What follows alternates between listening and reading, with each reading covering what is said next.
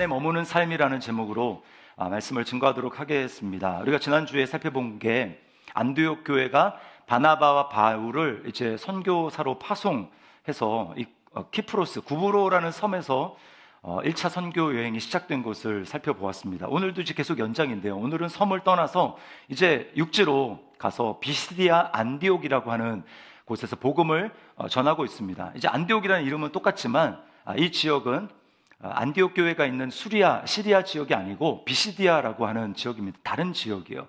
거기서 회당에서 바울이 복음을 전하고 있습니다. 기록된 것으로는 바울의 첫 설교예요. 설교. 꽤 긴데 여러분 나중에 꼭 한번 다시 천천히 한번 읽어보시기 바랍니다.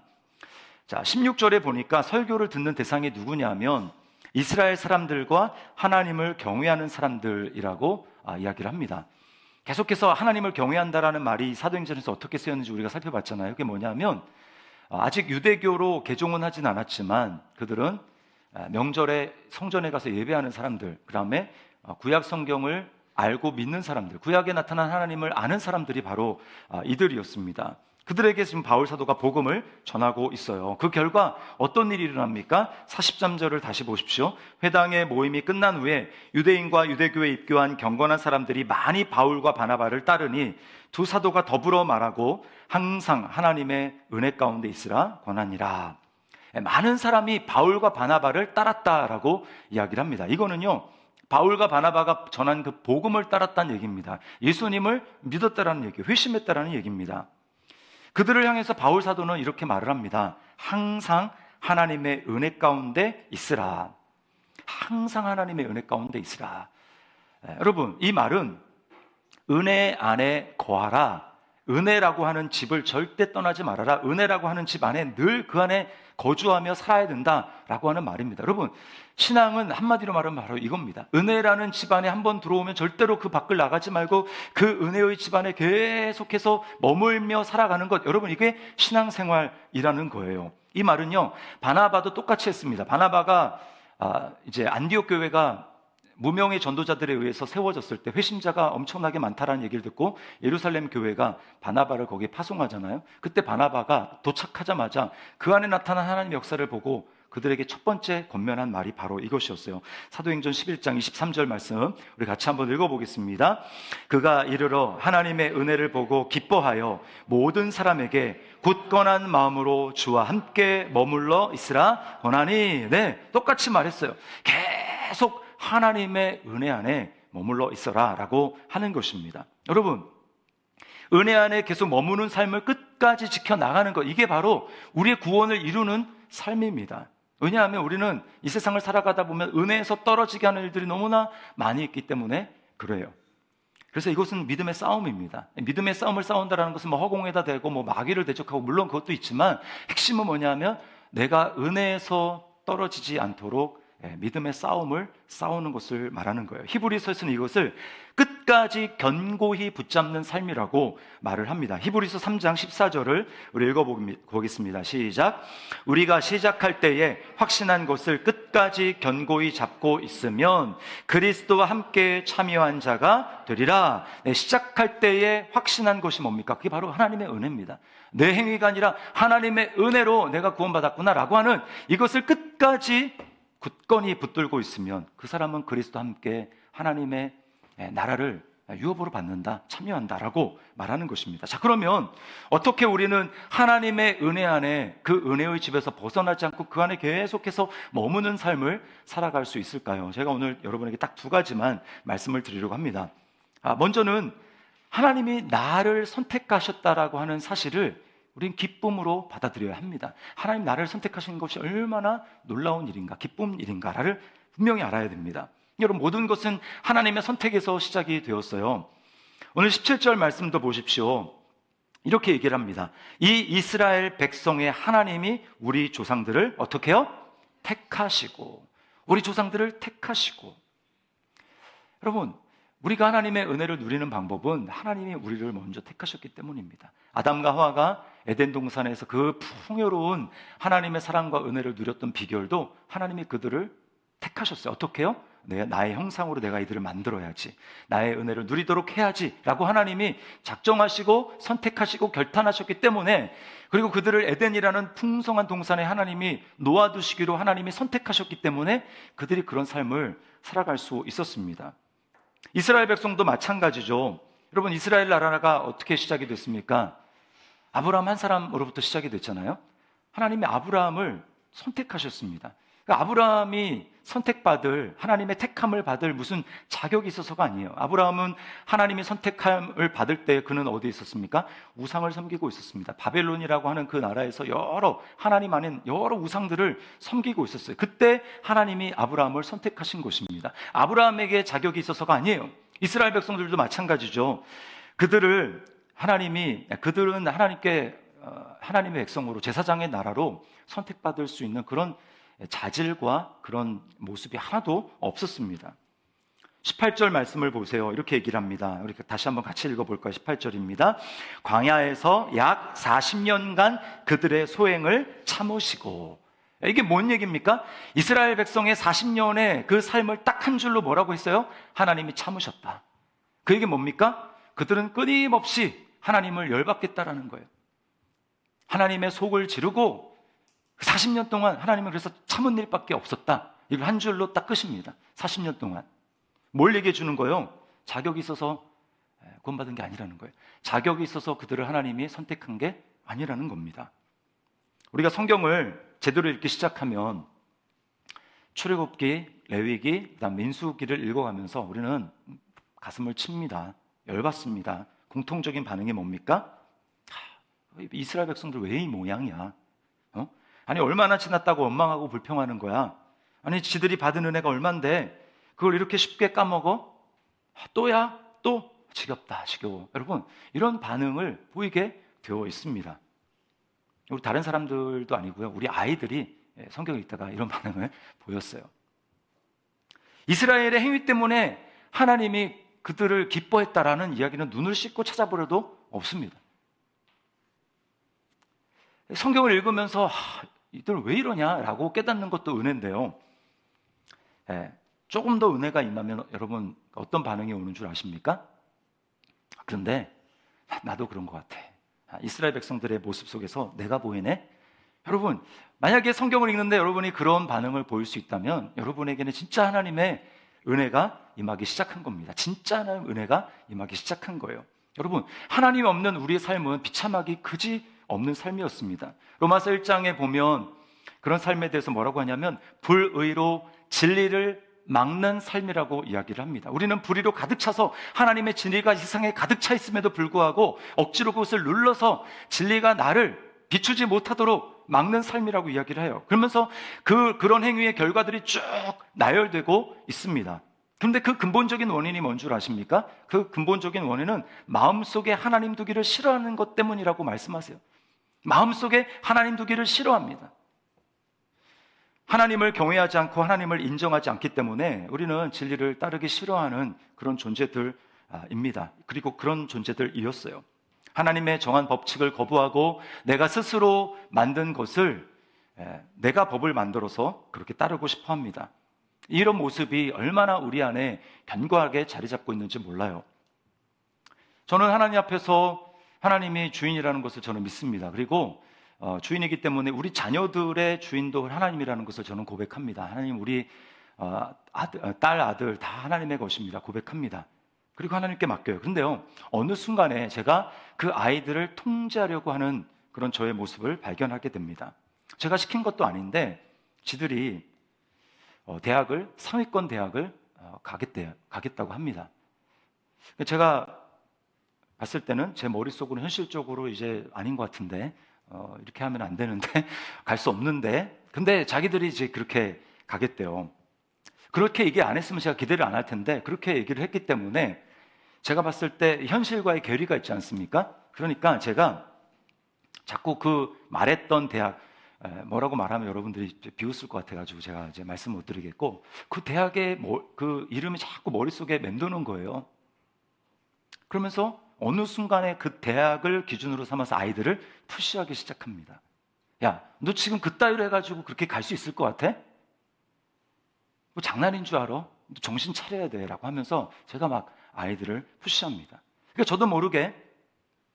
저도 모르게 좋은 대학을 나와야 세상에서 성공할 수 있고 또 잘 살아갈 수 있다라고 하는 것을 저도 모르게 은연중에 그렇게 반응하고 있는 제 모습을 보게 되는 것입니다. 그래서 제가 그걸로 아이들을 통제하려고 하는 것이죠. 그러면 여지없이 제 마음이 좋지를 않습니다. 마음속에 평안이 없고 기쁨이 없어요. 좋은 대학 나오면 좋죠. 그러나 좋은 대학이 내 자녀의 인생을 책임지지 않습니다. 하나님이 내 자녀의 삶을 책임지십니다. 여러분 믿습니까? 하나님이 책임지시는 거예요.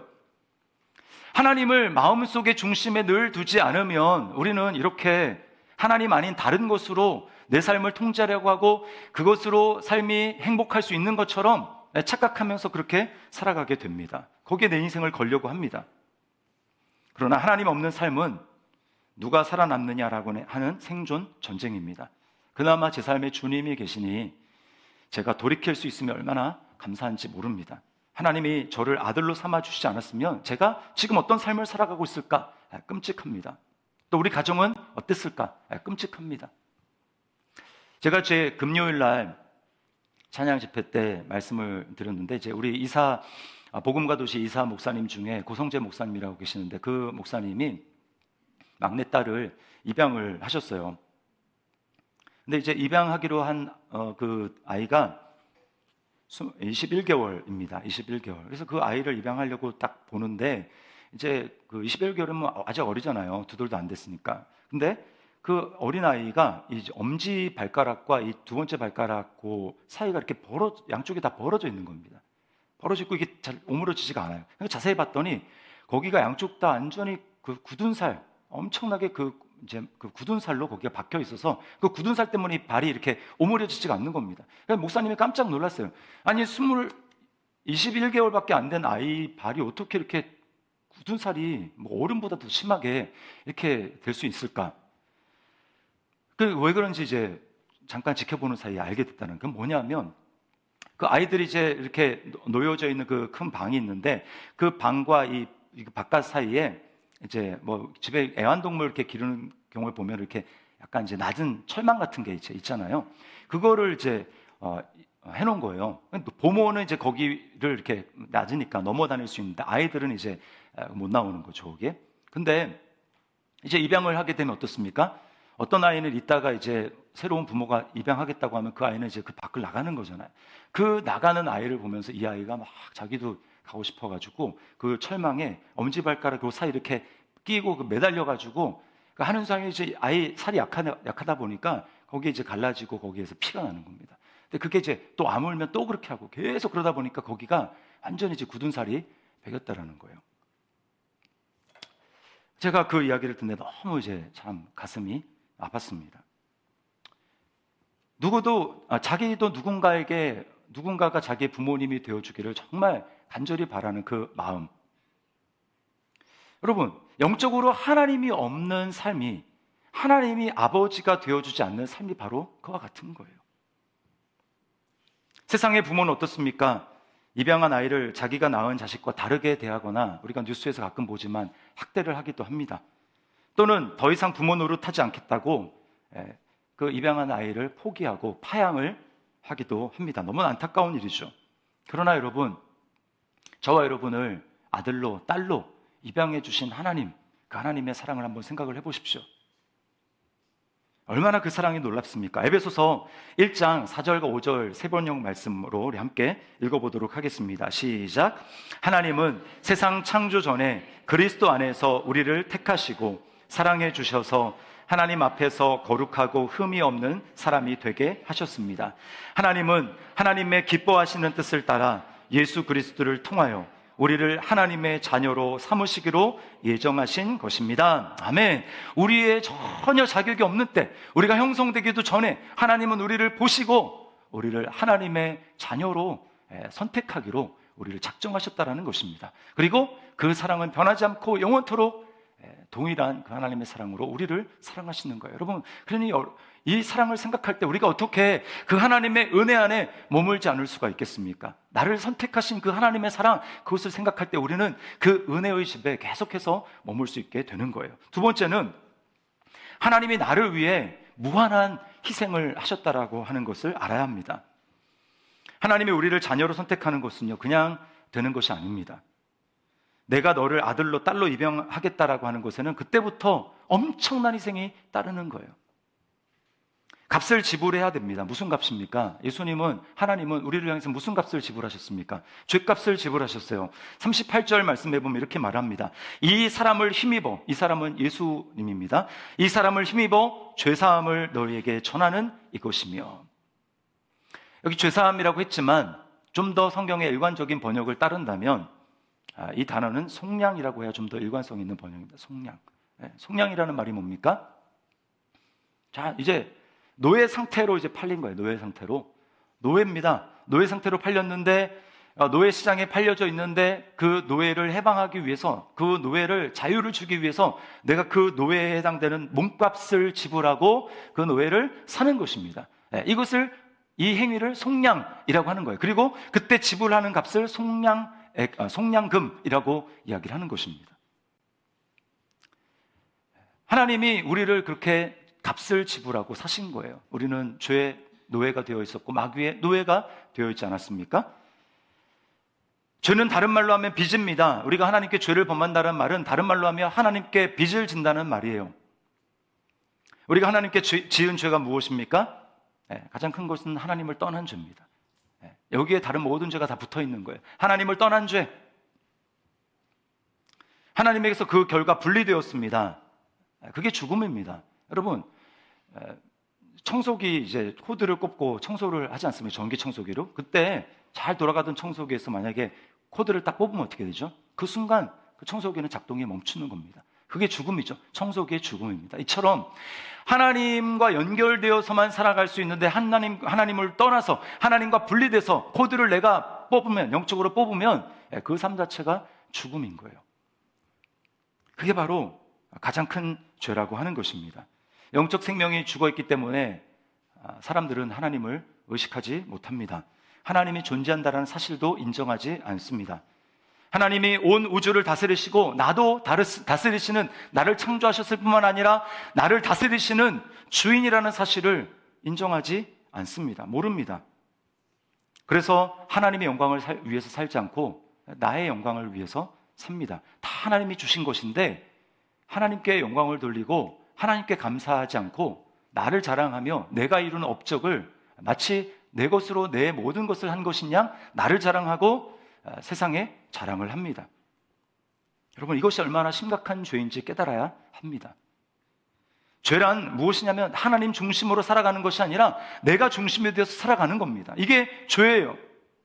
이 죄의 뿌리가 얼마나 깊이 내 안에 들어와 있는지 우리는 자각해야 합니다. 스크루테이프의 편지, C.S. 루이스가 쓴 것인데 그 편지에 보면 그 모든 것이 어떤 전지적 마귀 시점으로 쓰여져 있습니다. 마귀가 어떻게 보는지, 마귀가 어떻게 속삭이는지. 이제 스크루테이프라고 하는 그 악마가 조카 악마에게 사람들을 어떻게 하면 지옥으로 마음을 사로잡아서 지옥으로 끌고 갈 수 있는지 이제 조언을 하는 내용입니다. 거기에 이렇게 기록하고 있어요. 마치 자신이 하루 24시간의 합법적인 소유자로서 매일의 삶을 시작하는 것처럼 느끼게 하라고. 종교적 의무들에 할애하는 시간은, 그러니까 뭐 주일 예배를 드리거나 뭐 기도하거나 뭐 이런 겁니다. 성경 보고 하는 거. 종교적 의무들에 할애하는 시간은 너그러운 기부금으로 여기게 하거라. 인간들은 노상, 제가 주인이라고 주장하는데 천국에서 듣든 지옥에서 듣든 우습기 짝이 없는 소리다. 인간이 그런 우스운 소리를 계속 떠들게 하는 게 우리 일이야. 현대 세계가 순결에 그렇게나 반발하는 것도 내 몸은 내 것이라고 믿는 탓이다. 내가 내 삶에, 내 시간에, 내 소유에, 모든 것에 내 몸도 주인이라고 합법적인 소유자로 생각하면서 살아간다는 겁니다. 여러분, 이게 죄라는 거예요. 죄. 여러분, 정말 하나님이 온 우주의 주인이시라면, 하나님이 나를 만드신 분이라면 나는 마땅히 그분의 것이라는 것을 인정한다면 나에 대한 하나님의 처벌은 무엇입니까? 영원한 죽음입니다. 하나님으로부터 분리됐기 때문에 하나님은 뭔가 손쓰지 않고 그냥 냅두는 거, 그래서 영원한 죽음 가운데 거하도록 하는 것, 그것이 하나님의 심판이에요. 이런 처지에 있는 나를 죄의 대가로 값을 지불하게 한 것이 바로 하나님 자신이 죽는 거였습니다. 하나님 자신이 하나님의 아들을 내어주신 거예요. 그것은 하나님 자신이 죽는 것과 똑같은 것입니다. 죽기 위해서 하늘의 영광을 뒤로하고 이 세상에 오신 거예요. 제가 아까 말씀드린 그 목사님 얘기를 다시 해드리겠습니다. 이 아이가 혼혈이에요, 혼혈. 근데 이 아이가 아빠라는 존재를 받아들이기 위해서 목사님이 굉장한 고통을 겪으셨다고 이야기를 합니다. 데려와서 첫날 이제 침대에서 부인과 이제 목사님, 사모님과 목사님 사이에 그 아이를 21개월 된 그 여자 혼혈 그 아이를 이렇게 두고 재우려고 하는데 이 아이가 막 울면서 목사님을 향해서 발길질을 하는 거예요. 막 꺼지라고 이제 발길질을 하는 겁니다. 그러니까 왜냐하면 이 아이에게 성인 남자는 너무 낯선 존재인 거예요. 거기 안에 시설 안에서 보모를 엄마라고 부르는데 보모는 이제 여자잖아요. 근데 거기에 이제 성인 남자는 없는 거죠. 그러니까 아빠라는 개념 자체, 그리고 남자 성인이라는 존재 자체를 접해보지 않았기 때문에 그런 개념이 없으니까 낯설어서 막 발길질을 하면서 거부하는 겁니다. 잠을 안 자요. 그래서 목사님이 하는 수 없어서 이제 침대 밑으로 내려와서 바닥에서 잠을 잤다고 합니다. 그제서야 아이가 좀 지나서 울음을 그치고 잠을 자더랍니다. 그렇게 하기가 1년 동안 그렇게 하셨다고 합니다. 그 아이가 이제 괜찮아질 때까지 1년.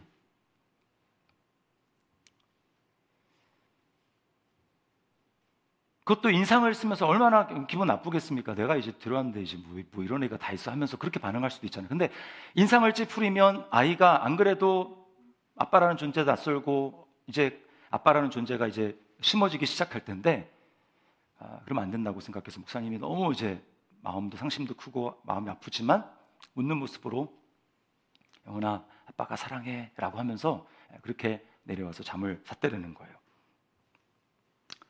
그게 시작이었다고 합니다. 그게 시작. 그리고 이후로도 말할 수 없는 고통을 겪어야 했다고 이야기를 합니다. 목사님이 그 아이를 입양하러 갈 때 하나님 앞에 이렇게 기도를 하셨대요. 이 아이에게 어떤 문제가 있든지 그것을 함께 받아들입니다. 장차 이 아이가 사춘기를 겪을 때 문제를 일으킬 수도 있겠습니다만은 이 아이의 문제와 함께 이 아이 전부를 받아들이겠습니다. 그리고 그 문제로 인해서 아이를 원망하지 않겠습니다. 끝까지 책임지겠습니다. 그래도 이 아이가 이 사회에 적응하지 못하고 우리 사회가 이 아이를 받아들이지 않는다면 저는 목회를 사임하겠습니다. 아이의 유전자 검사를 해서 동남아든 어디든 아이의 나라로 떠나겠습니다. 그 나라에서 아이가 정착할 수 있도록 하겠습니다. 그 나라의 청년을 만나서 아이 낳고 사는 모습을 보며 우리는 그 나라에서 선교사로 하나님의 사람으로 그렇게 살겠습니다. 여러분, 이 막내 아이를 입양할 때 목사님이 낳은 두 딸이 이미 있었어요. 10대 후반에 그 아이들이 있었습니다. 그럼에도 하나님 앞에 그렇게 결단하며 기도하시는 거예요. 제가 그 얘기를 하면서 너무 감동을 받았습니다. 도대체 어떤 사랑이면 저렇게 결단하며 하나님 앞에 기도할 수 있을까?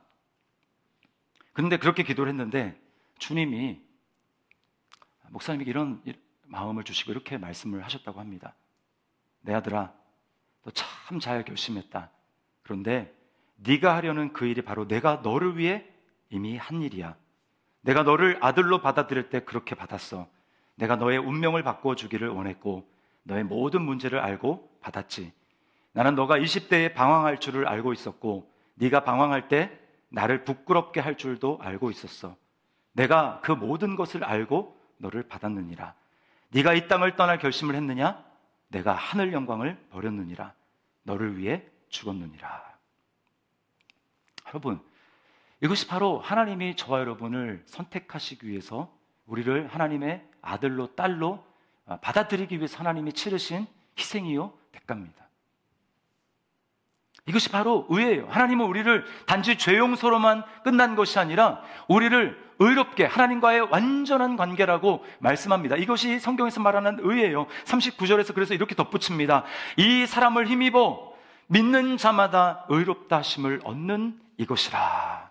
하나님과의 완전한, 부족함이 없는 완전한 관계, 하나님의 자녀로 우리를 삼아주신 것이죠. 여러분, 이것이 바로 하나님이 저와 여러분을 위해서 희생해 주시고 우리를 받아들이기 위해서 치르신 대가라는 것을 믿으시기를 바랍니다. 여러분, 우리가 이런 사랑을 받은 거예요.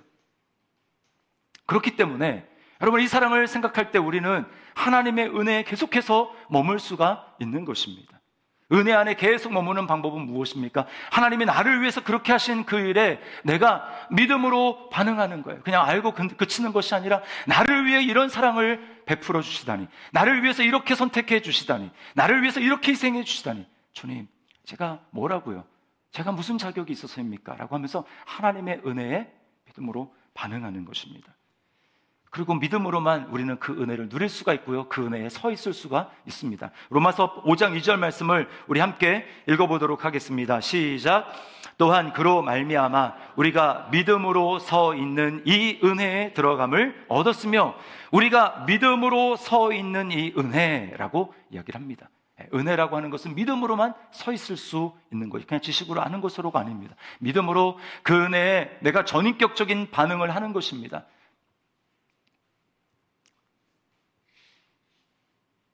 늘 우리는 믿음으로 반응하기 위해서, 그래서 복음을 들어야 되는 거예요. 복음을 들어야 되는 거. 제가 말씀드린 것 다 복음 아닙니까? 하나님이 나를 선택하신 것, 하나님 나를 선택하기 위해서 희생하고 치르셔야 될 그 대가, 이게 은혜죠. 그래서 우리는 날마다 은혜를 들어야, 말씀, 복음의 말씀을 들어야 하는 것입니다. 로마서 10장 17절 말씀 함께 읽도록 하겠습니다. 시작.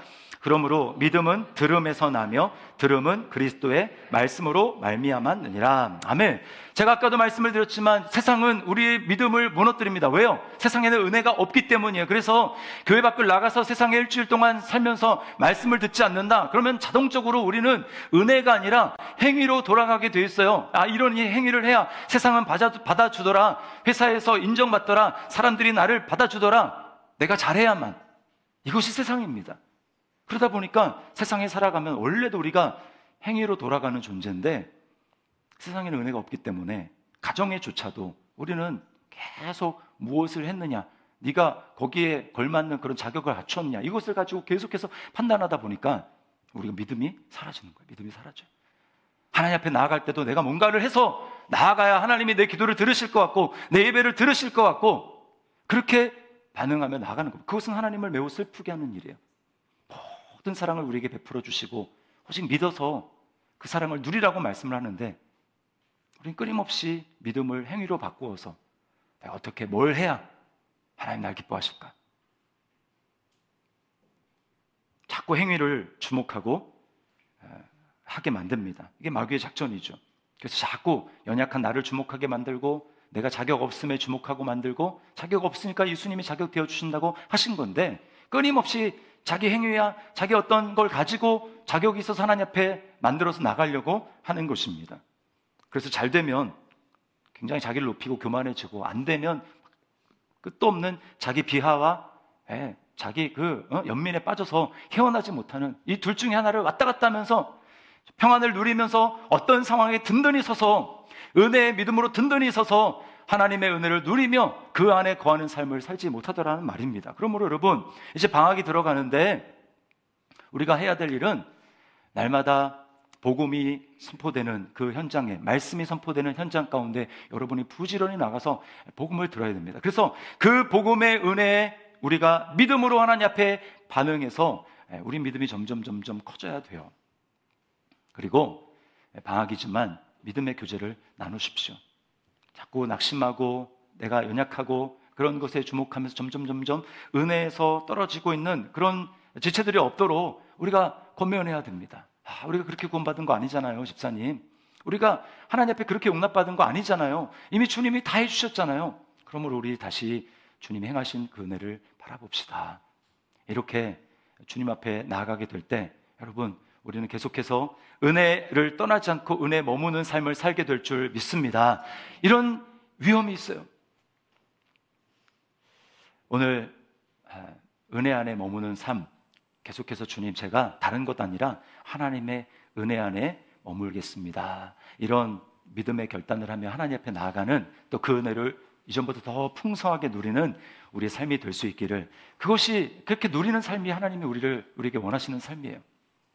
하나님은 자녀가 부모의 은혜를, 사랑을 누리면 그 외에 부모가 기뻐할 일이 뭐가 있겠습니까? 하나님도 똑같습니다. 우리 이 시간 아버지 사랑 내가 노래해, 이 찬양 부르면서 성찬식을 우리 준비하도록 하겠습니다.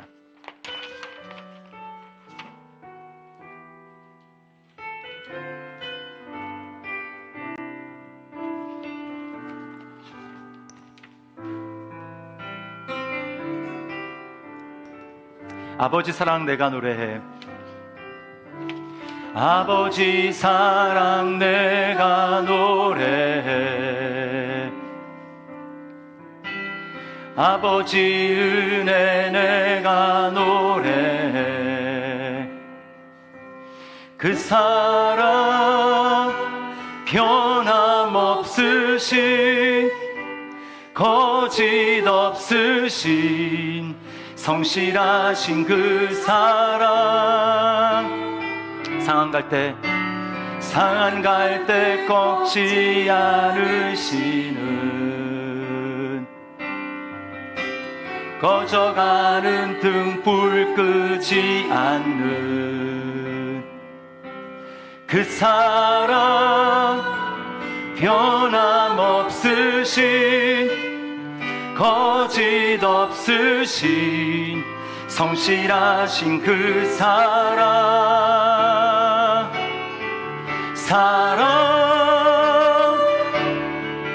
그 사랑, 날 위해 죽으신, 날 위해 다시 사신 예수 그리스도, 다시 오실 그 사랑. 죽음도 생명도 천사도 하늘의 어떤 권세도 끊을 수 없는 영원한 그 사랑, 날 위해 죽으신 그 사랑, 날 위해 죽으신, 날 위해 다시 사신 예수 그리스도, 다시 오실 그 사랑. 죽음도 생명도 천사도 하늘의 어떤 권세도 끊을 수 없는 영원한 그 사랑 예수.